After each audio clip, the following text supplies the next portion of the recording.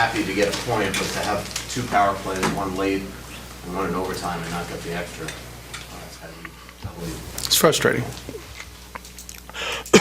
Yeah, I mean, the whole night was pretty frustrating, quite frankly. You know, I mean, to start out that first period like that, to get 1 shot on goal at home, it's pretty embarrassing. And I told the guys that. I said, you know, our first 10 games weren't very good, like, you know, with the 1 loss record, but nothing compares to what we did in the first period. Explain it, Bruce. Did anything stand out to you as to why it was so listless? We weren't skating. We didn't win any battles in the first period. Every time there was a competition for a puck, they came up with it. Now, in the third period, when we tied the game, we won a battle. That's how we got it. In the second period, we won a couple battles, but until we get our special teams, which are supposed to, if you can play 500, you know, I mean, or even up, and your special teams can win you the game. Right now, we're struggling at both ends. I think that's 7 or 8 games in a row they've scored a power play goal, and it's probably 3 games or 4 games where we haven't scored a goal. And when you get the opportunity in overtime, especially 4-on-3, and one of their guys doesn't have a stick, and I don't know if we got a shot on goal from that. So it's frustrating. What's changed with the power play, Bruce? Because you know, just in recent weeks, it was. Other than Spurgeon and you know, Spurgeon and Stahl and Mikko are, you know, weren't on it, and I understand we got good players. It doesn't matter who's on it. That should be the last of our worries on who's on the ice. I mean, we know how to play. Dean goes over it with them every day, and you guys are at practice every day. We practice power play as much or more than any team in the league, I would venture to guess. So those things are frustrating. I mean, you look at silver lining, and you get a point out of that, you know, well, okay. But if you expect to win and you want to win all the time, the 1 point isn't enough.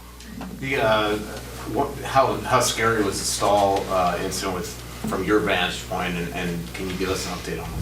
I can't give you an update, I don't know, but it reminded me very much of that first year in the playoffs when he went in and knocked him out of the series against St. Louis, I think it was.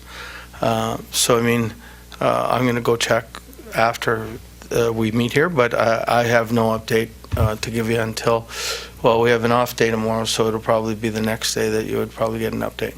Does that mean just other guys have to step up? No Mikko, no Stahl, I mean.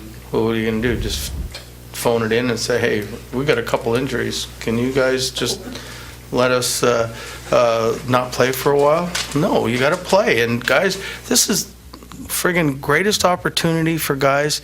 I went through it for so many years that you were praying when you're in the minor leagues for guys to get hurt to give you an opportunity to play and show that you could do your stuff. But so we can't woe is me. If we woe is me, every other team in this league has got injuries, has got problems. But so we've got to get up there and somebody say, this is, you know, I don't want somebody to be hurt, but this is my opportunity. I'm going to show them how good I am.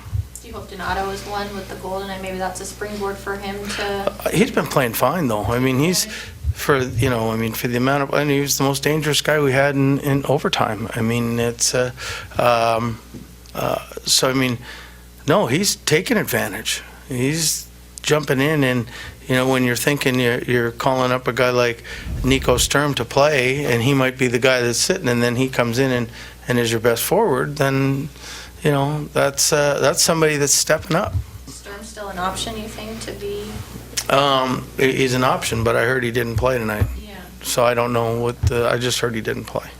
Bruce, with Donato, you know, the opportunity where he was in the lineup last season versus this season, how do you think that he's handled that, and what is that indicative of? Just obviously the depth in front of him and the way that those two lines have gelled. Well, he's handled it really well, and